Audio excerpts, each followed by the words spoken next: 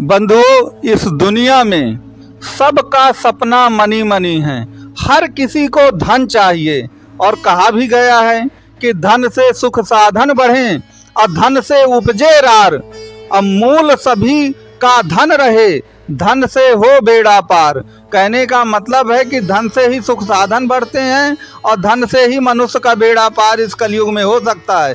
अगर आपके पास धन नहीं है तो आपके टैलेंट की, आपकी योग्यता की कोई कीमत नहीं रह जाएगी। लेकिन धन कितना चाहिए, क्योंकि आप मकर राशि के व्यक्ति हैं और आप जीवन में पिछले 6 वर्षों में इतना सब कुछ खो चुके हैं कि अब थोड़े से धन से कुछ होना भी नहीं है।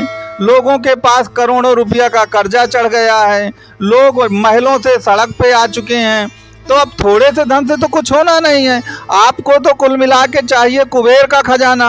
अब ये कुबेर का खजाना मिलेगा कहाँ? तो अगर आधुनिक दुनिया अगर आप जानते हो तो याद रखिए, जो स्टॉक मार्केट होता है हमारा, या अचानक धन प्राप्ति के जितने भी स्रोत होते हैं, वह सब के सब आज के जीवन में कुबेर के खजाने ही होते हैं। तो अब इन कुबेर के खजाने को कैसे पाया जाए और क्या किया जाए कि हमारा कैरियर जो है वह पूरा स्टॉक मार्केट जिस तरह ग्रो करता है ना, उसी तरह ग्रो हो जाए, एक प्रकार से रातों रात चमत्कार हो जाए। आपने देखा होगा कि जो लोग इन कार्यों में पैसा इन्वेस्ट करते हैं, जो एक प्रकार से ऐसे कार्य होते हैं जहां पर पैसा बहुत जल्दी दूना चौगुना 10 गुना होता है, उसमें क्या होता है कि रातों रात आपकी जो एक प्रकार से किस्मत है वह पलट जाती है। तो अब जो मकर राशि के लोग हैं, याद रखिए, मकर राशि के लोगों में नेचुरल ढंग से ऐसा योग बनता है। आज मैं आपको मकर राशि की कुंडली के बारे में बताऊंगा कि ये जो स्टॉक मार्केट या कुबेर का जो धन है, या जो भी इस स्पेकुलेटिव जो आप एक्टिविटीज करते हैं, इनसे आखिरकार धन के योग बन रहे हैं या नहीं बन रहे हैं। तो मित्रों, इसके लिए आप सबसे पहले एक काम करिए कि आप अपनी कुंडली को खोलिए और कुंडली के पंचम भाव को देखिए। आपके पंचम भाव पर वृष राशि होगी, 2 नंबर लिखा होगा। तो याद रखिए, इसका स्वामी क्या होता है? शुक्र देव होते हैं। अगर शुक्र का संबंध कभी भी आपके धन के स्वामी, धन का स्वामी आपका शनि ही होगा, तो धन के स्वामी से या आपके इनकम के स्वामी से, इनकम का स्वामी 11वें भाव का भाव होता है, वहां पर आपकी वृश्चिक राशि आएगी। अगर मंगल या शनि से शुक्र का कहीं भी संबंध बनता है तो याद रखिएगा, कुल मिलाकर के आपके उसमें ये जो एक प्रकार से अचानक धन प्राप्ति है, चाहे वो स्टॉक मार्केट से हो या किसी भी ऐसी एक्टिविटीज से हो जिसमें अचानक धन वृद्धि हो, उसका योग बनेगा। अब मैंने क्या कहा? संबंध बने। अब कुछ लोग पूछेंगे कि महाराज ये संबंध कैसे बनता है? तो संबंध 20 प्रकार से बनते हैं, चाहे इनका राशि परिवर्तन हो, दृष्टि संबंध हो, नक्षत्रों का परिवर्तन हो, बहुत सारी बातें हैं। तो कहने का तात्पर्य ये है कि इस प्रकार से आपके अंदर योग बनेगा। लेकिन एक बात यहाँ पर और याद रखिए, हम लोग गलती क्या करते हैं कुंडली को देखने में कि हम लोग अपनी कुंडली बस देख लेते हैं कि ये जन्मांग है और इसमें पंचमेश यहाँ धन के साथ बैठा है, इनकम के साथ बैठा है, ये दशा आने वाली है तो बस सब कुछ मिल जाएगा। लेकिन होता कुछ नहीं है। कई लोग मुझे फ़ोन करके यही बताते हैं। तो उसका कारण सुन लीजिए। देखिए, मूल कुंडली होती है काल पुरुष की कुंडली। तो काल पुरुष की कुंडली आप जानते हैं कि मेष लग्न से होती है। तो मेष लग्न से अगर देखेंगे तो पंचम भाव आपका क्या आएगा? पंचम भाव आपका आएगा 5 नंबर की राशि। वहां पर 5 नंबर की राशि किसकी है? सिंह राशि, वो है सूर्य की। तो आपको अपनी कुंडली में सूर्य की स्थिति को देखना पड़ेगा, नंबर 1।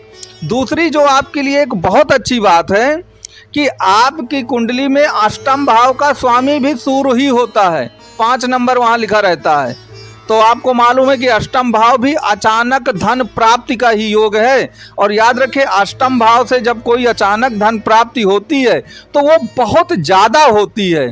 पंचम भाव से थोड़ा आपको कम हो सकती है, लेकिन अष्टम भाव से, क्योंकि अष्टम भाव क्या है? अष्टम भाव डूब जाने का है, अष्टम भाव पूरा गहराई का है, अथाह गहराई। तो जो धन मिलेगा वह भी अथाह गहराई वाला होगा, जिसका कोई और छोर नहीं होगा। पुराने ज़माने में जिनको धन जमीन से खोद करके कुछ लोगों को धन मिलता था, उसे हाड़ा कहते थे, तो याद रखिए वो फिर एकदम अरबपति खरबपति बनता था। तो कहने का तात्पर्य मेरे ये है कि आप अपनी कुंडली में जो सूर्य की स्थिति है उसको भी जरूर देखिए, क्योंकि देखिए जब तक आप सूर्य की स्थिति को नहीं देखेंगे तब तक कोई काम नहीं चलने वाला है। अब देखिए स्टॉक मार्केट का जो काम होता है ना, ये बहुत मजबूत दिल वाले लोग कर सकते हैं। और दिल कहाँ पर होता है? दिल तो चंद्रमा के पास है। तो अगर आपकी कुंडली में चंद्रमा पीड़ित है राहु या शनि द्वारा, तो मैं आपको एक सलाह दूंगा कि कभी भी वायदा व्यापार या ट्रेडिंग के चक्कर में आप ना पड़ें। स्पेकुलेटिव जो एक्टिविटीज है इंट्राडे की, या कुछ लेना तुरंत बेचना खरीद, ऐसा मत करिए फ्यूचर ऑप्शन में जा करके। अगर चंद्रमा खराब है तो मैं फिर कहता हूं कि आप गलत डिसीजन ले लेंगे और आपका सारा पैसा आपकी आंखों के सामने देखते देखते सब बर्बाद हो जाएगा मिनटों में। कई मेरे पास ऐसे सैकड़ों फोन आते हैं कि महाराज 10 मिनट में हमारा कई करोड़ रुपया चला गया, हम बर्बाद हो गए, अपना छोटा सा एक निर्णय गलत कर दिया, पहले सोचते थे हम ऐसा करें लेकिन हम पता नहीं मन में क्या आया, मन में ये हुआ कि ऐसा कर दें। तो कहने का तात्पर्य मेरे ये है कि अगर आपका चंद्रमा कमजोर है तो मैं फिर आपको कहता हूं कि आप स्टॉक मार्केट में लॉन्ग टर्म इन्वेस्टमेंट तो कर सकते हैं। आप जितनी भी स्पेकुलेटिव एक्टिविटीज हैं उसमें लॉन्ग टर्म में तो आप जा सकते हैं, लेकिन अगर आप शॉर्ट टर्म वाला वो करते हैं ट्रेडिंग, तो फिर उसमें आपको नुकसान हो सकता है। इसलिए आप कुंडली में चंद्रमा की स्थिति को भी जरूर देखिए, क्योंकि देखिए आप जानते हैं कि मन से ही सब कुछ होता है।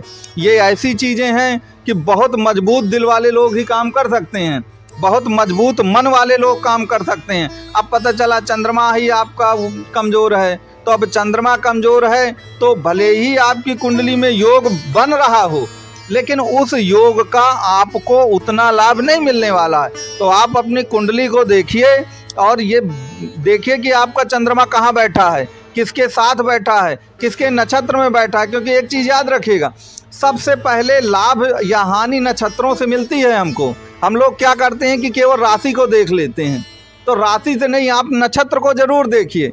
एक्चुअली नक्षत्र को लोग नहीं देखते हैं, जिसके कारण से पूरी तरह से जो प्रेडिक्शन है वो फेल होते हैं। तो नक्षत्रों को 100% आप इम्पोर्टेंस दीजिए। तो मेरे कहने का पूरा तात्पर्य यही था कि आपका कैरियर जो है स्टॉक मार्केट की तरह ग्रो हो सकता है, लेकिन उसके लिए आप अपनी कुंडली का पूरा विश्लेषण करिए और ये देखिए कि क्या योग है कि नहीं है। वैसे मकर राशि की कुंडलियों में अक्सर ये योग पाए भी जाते हैं, तो आप उसको ज़रूर देखिए। अंत में आपसे वही निवेदन है कि आपके जो भी इससे संबंधित कोई भी प्रश्न हो तो आप व्हाट्सएप में या कमेंट बॉक्स में लिख सकते हैं। वीडियो अच्छा लगा हो तो इसको सब्सक्राइब करें।